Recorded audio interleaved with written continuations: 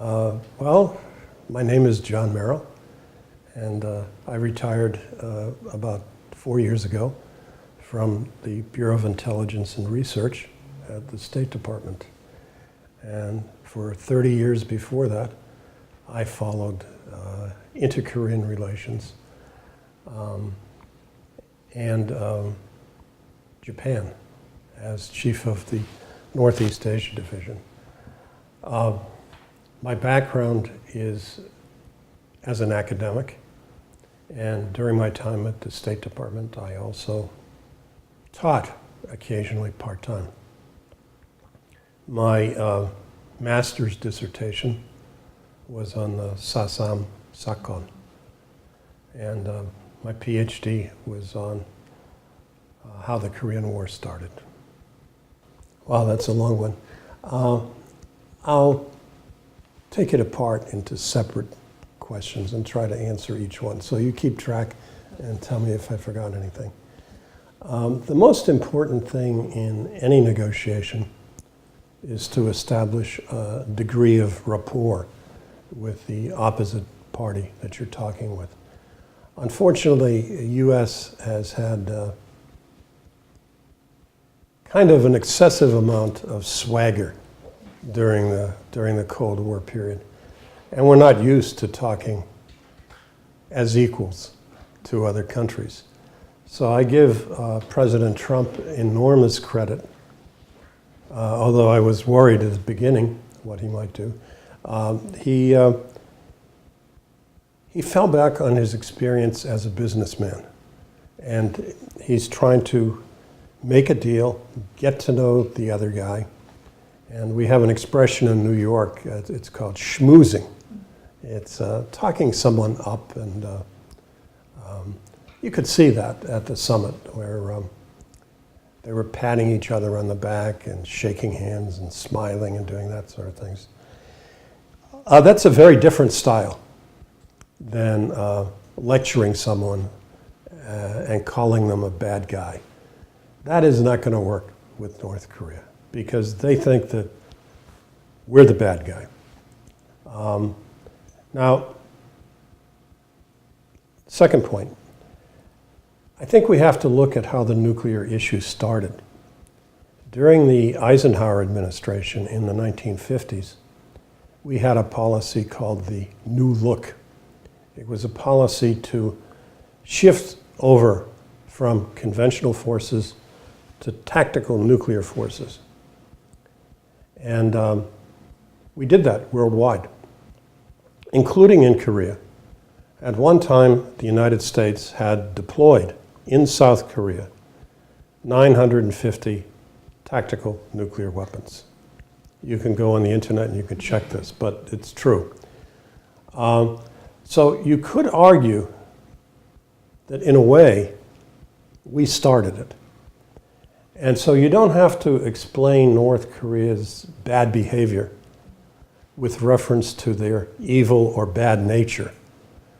Maybe there's some of that, but another possible explanation is that maybe they behaved as they did because someone sensitized them to the value of nuclear weapons.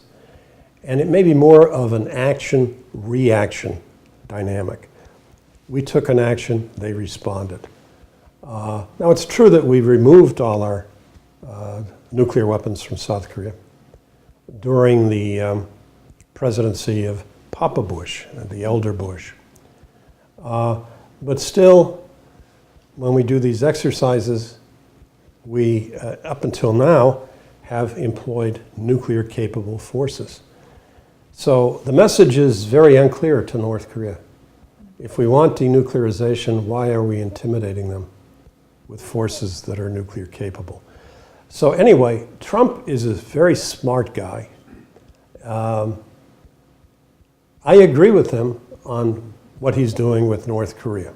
Not necessarily in a lot of other things, but with respect to North Korea, he's exactly right.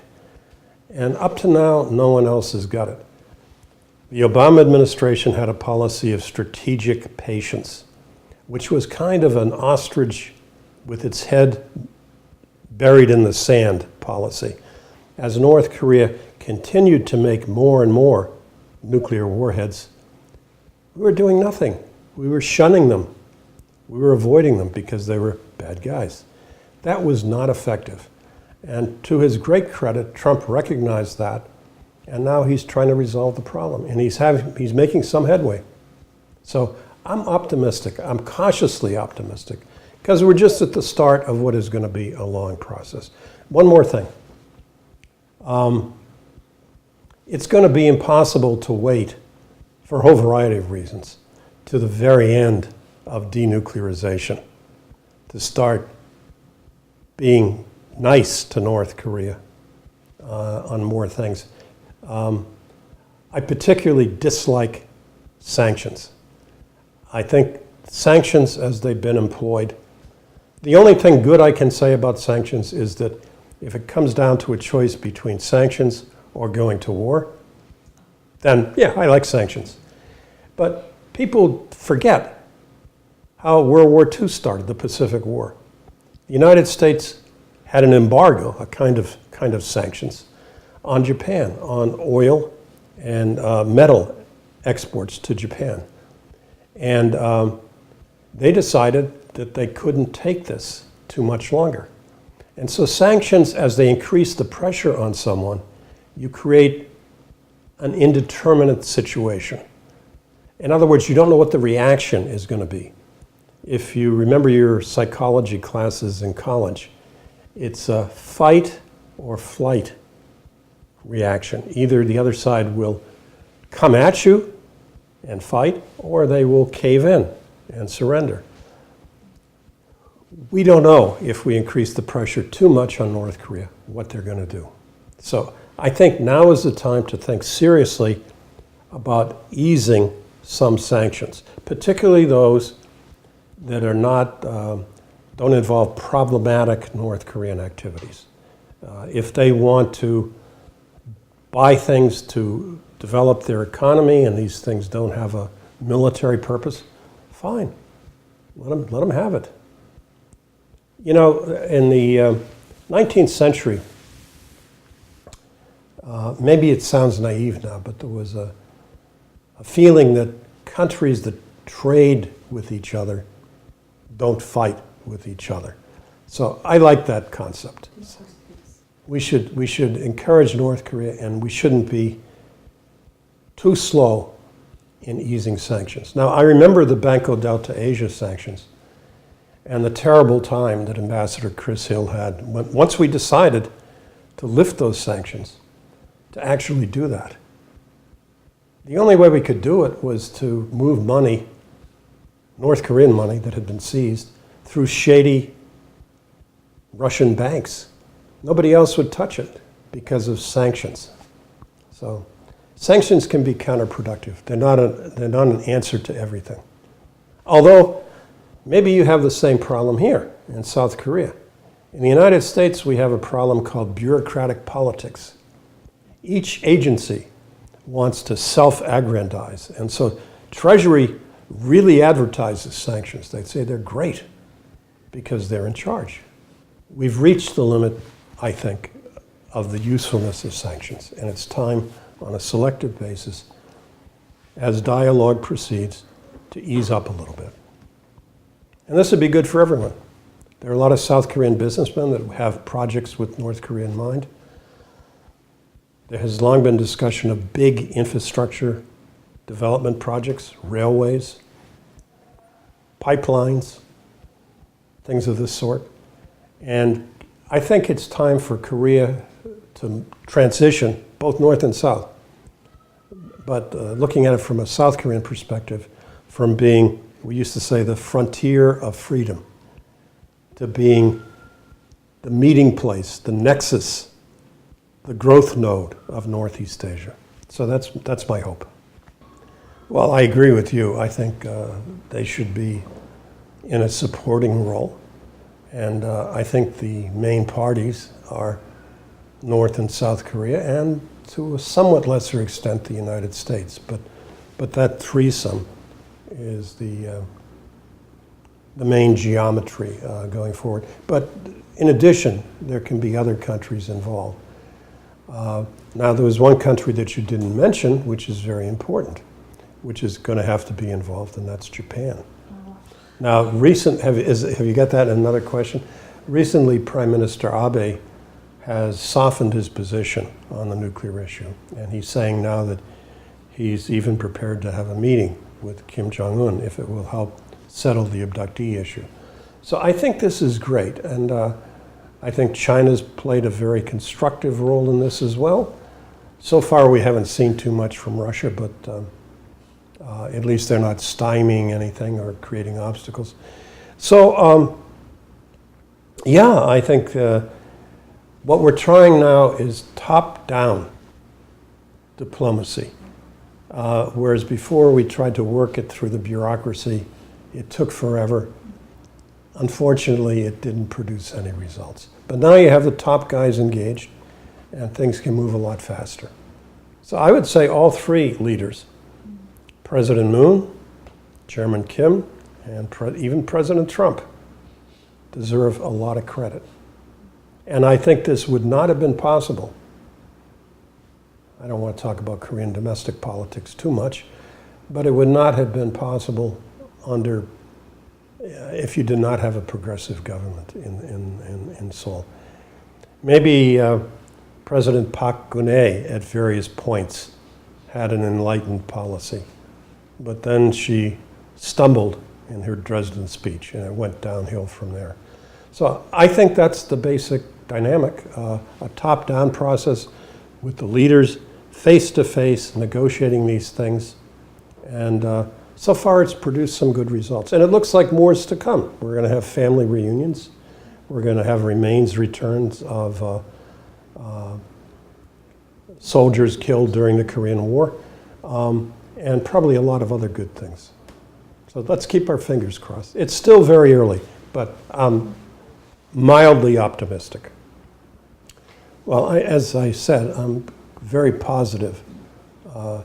Maybe some of my fellow analysts and pundits in DC agree with my point of view, but I think we're in a minority. But you know, one of the problems with pundits, and I'd urge Jeju Forum to do this, is, and the media, is that the media never keeps track of what people predict. I think I have a pretty good track record. I think some of my friends who share similar views have a pretty good track record. But there are lots of people, if you remember, just 6 or 7 years ago, who were, I won't mention names because I don't want to make enemies, who were predicting the imminent demise of North Korea. So it's not a matter of voting. You have to do the analysis, you have to look at it deeply and seriously, and then you have to present your conclusions. Oftentimes in Washington, there's a follow the herd mentality. People just repeat what is in the air, and they have not done sufficient analysis.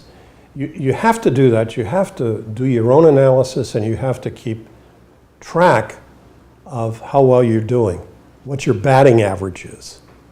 There's some people on the North Korean issue who probably have a batting average of under 100. You know, it's not very good.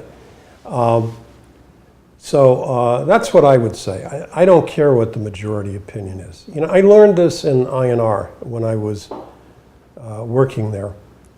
One of the big issues that came up, I wasn't directly involved, but I knew all the people in my organization who were, was the Iraq WMD issue. And so there was kind of a groupthink. And President Bush, the younger Bush, thought that Saddam Hussein had a nuclear program. And most of the intelligence community was stampeded into supporting that view. There was a national intelligence estimate written, and there were two dissents. If you don't agree with a conclusion in one of these estimates, you can say, I don't agree for this reason. So INR and Department of Energy. You'd think Department of Energy, who makes nuclear weapons, would know something about them. But we were stampeded. And even our own Secretary of State, Colin Powell, went with the majority opinion. So people talk about intelligence failures. There are those things. But more often than not, it's a policy failure. And it's due to groupthink and failing to do the analysis properly. One of the things that drives me nuts is that a lot of people have what I would call an essentialist view of the world. Not just of North Korea, but of the world in general. There are good guys and there are bad guys. That isn't how I approach things, and I don't think that's the proper way to approach things. You have to approach a problem like the North Korean nuclear problem, as I indicated earlier, against a timeline and see how the problem developed, how it unfolded over time. And if you do that, it's not clear that North Korea is the bad guy. I just told you why. Now, I don't like what they're doing, although recently they've had a change. But if you take a moralistic, black and white, kind of cartoonish view of the world, and Kim Jong-un is the arch villain, and Donald Trump is the hero, or Hillary Clinton, or whoever it might be, you're not going to get very far making predictions. So that's what I would say. But I will say this. Looking at it along a timeline, Chairman Kim has had significant successes. You can go back and check the Korean newspapers and see how many people were predicting that he would never make it. Probably the majority opinion. So he survived. That's achievement number one. Achievement number two is that he's managed to stabilize the North Korean economy. And you can check the numbers, but even the South Korean Ministry of Unification, I believe, estimates that they're growing at about 4% a year. That's remarkable. Even with the sanctions, he's been able to do that. So clearly he's doing something different. You can look at the way he behaves towards women. He brings his wife along. He doesn't have a comfort troop that he entertains himself with, like his father. I don't want to badmouth anyone, but he seems to be a family guy. Okay, he seems to be a normal person, and he's seen the outside world because he lived in Switzerland for, I don't know what the number was, maybe 5 or 6 years, his formative years. The world's, I would argue, most advanced economy. They don't have a lot of heavy industry, but they have everything high-tech. Drugs, information sciences. And it's also a very tough country. Somewhat like North Korea. It's mountainous. They were the only European country that was able to stand up to Hitler during the Second World War, because he knew that to attack Switzerland would be enormously costly for Germany. It just happens that there are very good air connections between Washington, D.C. and 2 Swiss cities. So it's a nice place to take vacations, particularly if you like mountains and you like lakes and you like trains, things that guys like, and maybe that a young Kim Jong-un would like.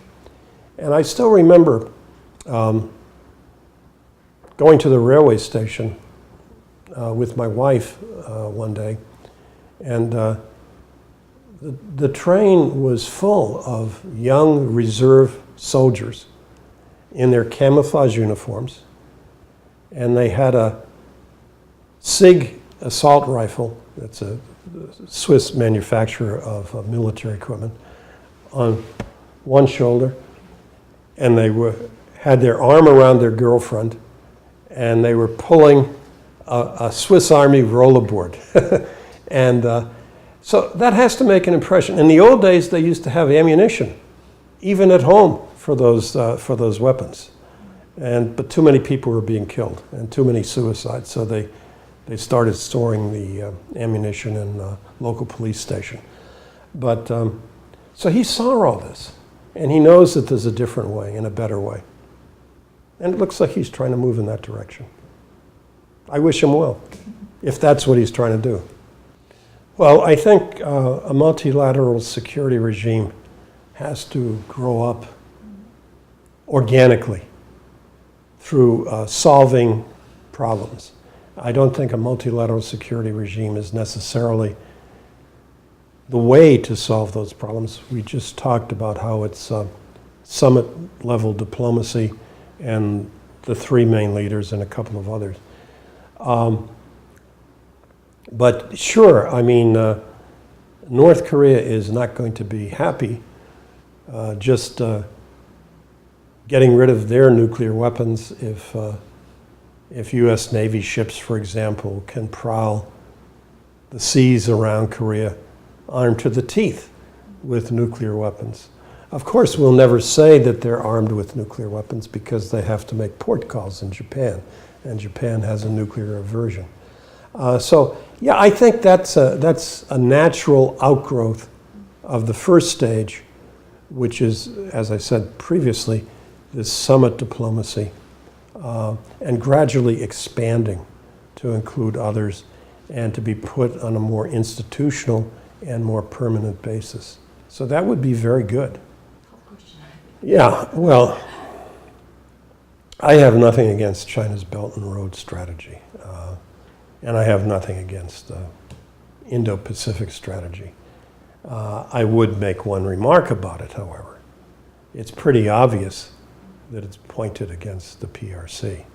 And I guess the feeling was that there wasn't enough weight behind existing U.S. alliance system, so-called hub and spoke architecture, to contain China. So we had to look for reinforcements, so bring in India.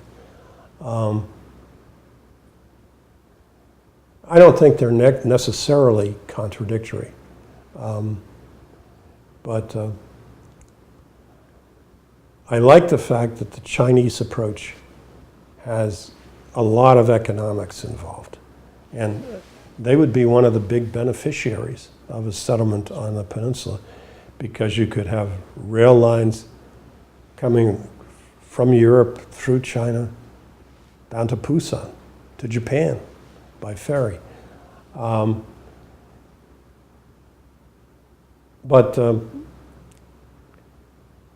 I don't see China as an enemy necessarily of the United States. As we're seeing in these trade disputes right now, they're benefiting enormously from an Asian system in which the U.S. provides stability.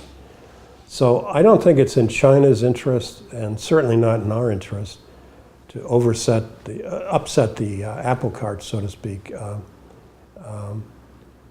So let's see where the two concepts go. Free and open, sure, I can't object to that.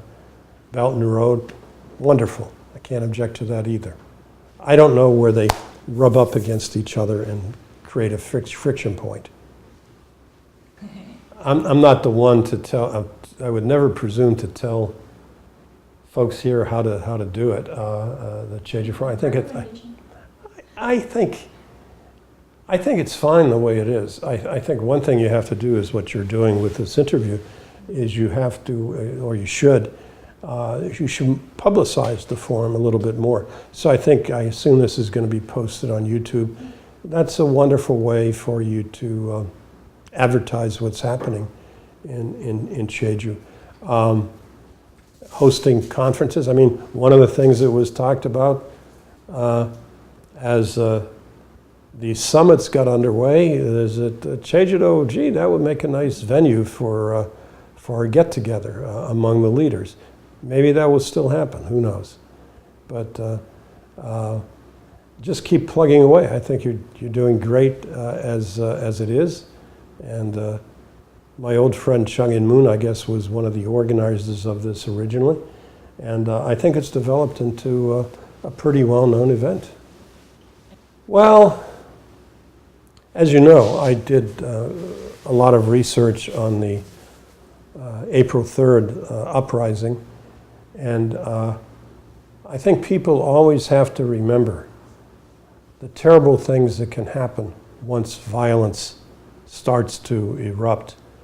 And I think a lot of critics of Trump's policy forget where we were just a year or so ago.